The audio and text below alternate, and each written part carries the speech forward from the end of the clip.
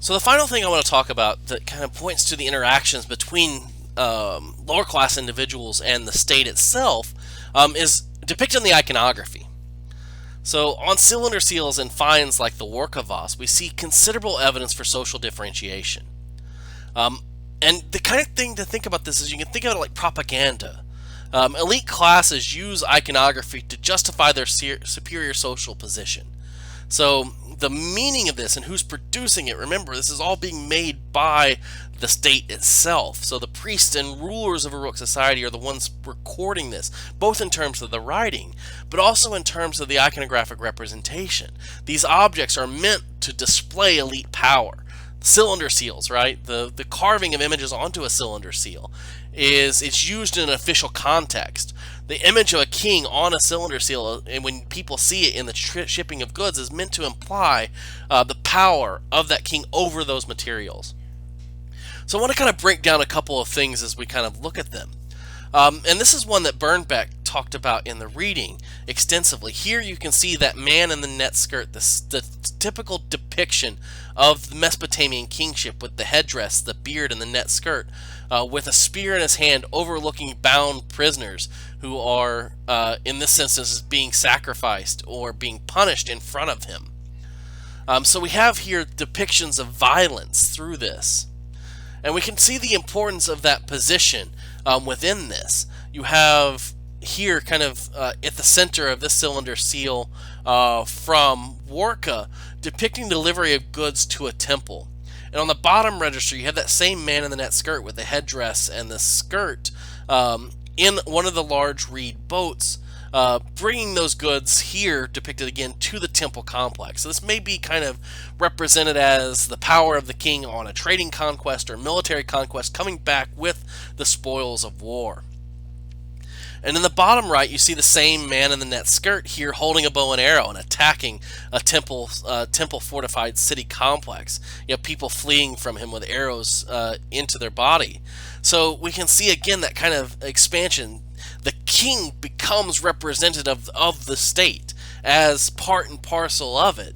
Right? He is the sole representative doing battle in the scene. So when the army has a victory over a city, it's the king who has the victory over the city.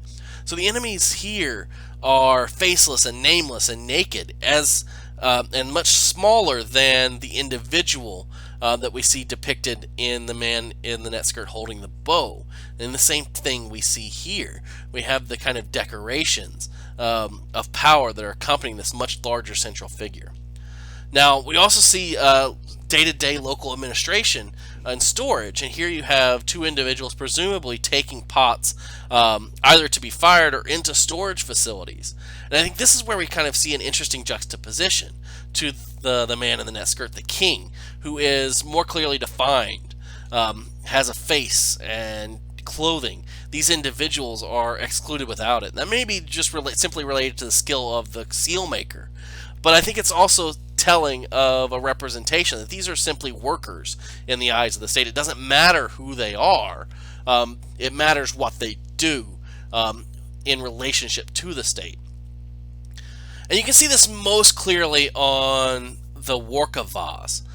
This is a stone vessel. It's our earliest iconographic representation of kingship in Uruk, Mesopotamia, and it represents a ritual progression of food for a feast. So on the bottom register, you see pastoral and agricultural scenes, sheep and cattle, and grains growing in the field.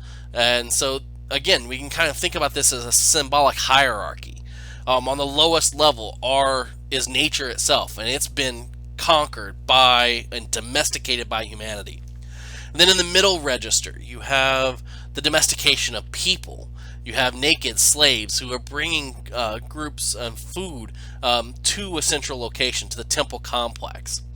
And here, so this is kind of, you can think about this, and you've domesticated nature in the lower register, and you've domesticated humanity in the middle register, and at the top register you see the man in the net skirt, here with the slaves progressing towards him, making offerings to an individual here who is generally believed to represent Inanna, or a high priestess of Inanna. So the king here, the ruler, the man in the net skirt, is presenting those offerings to the temple. Now, this was found in the temple complex itself, and you have this kind of self-referential treatment because in the back of the temple here you see with the priests and priestesses jars that look exactly like the work of Oz themselves as part of these kind of large ceremonial activities. And we know from cuneiform documents that one of the key aspects of maintaining power was large-scale feasts. So down here on the bottom, we see the same individual in a feasting scene from another Uruk Mesopotamian site, sitting on a bench, and the same procession of goods and people, musicians and activities and bakers and food, all being presented to the seated guests by the servant peoples of one of these large-scale ritual feasts. And then here are two other images of kingly power that are found in the Inanna compound, and you see their stone carvings of that elite king, and he's got the same headdress and the beard that marks those symbols of power. So here we have the kind of iconographic representation of elite status. But what do the images themselves tell us about the subjects of the state? Well, the reality is that their life was one of drudgery. It was one of constant work. Something on the order of about half to 80% of all women in Uruk society are recorded as working as weavers in massive temple workshops. So sheared wool and linen were coming in and being produced into textiles in these extensive temple workshops in Uruk Mesopotamian society. And so we can kind of see those images of the nameless, faceless, naked women who are laboring to produce the cloth on these two cylinder seals. Here they're seated at looms. And then you can kind of see the same type of representation for the men, carrying mud brick or blocks, stocking storage facilities, or making pottery through this. So all of the workers in society are largely depicted as non-existent, as not people in the sense, because you can see none of these individuals have faces or even features that would represent other than a kind of a standard silhouette. So I think it's kind of telling when we see the importance that's placed on the individuals of elite society and what we see represented here. And I think that the drudgery associated with this, the fact that most of these people would have received their day-to-day payments from bevel rim bowls in a kind of a crude, warm porridge, beer type of structure, the demands of labor of the state would have been incredibly taxing.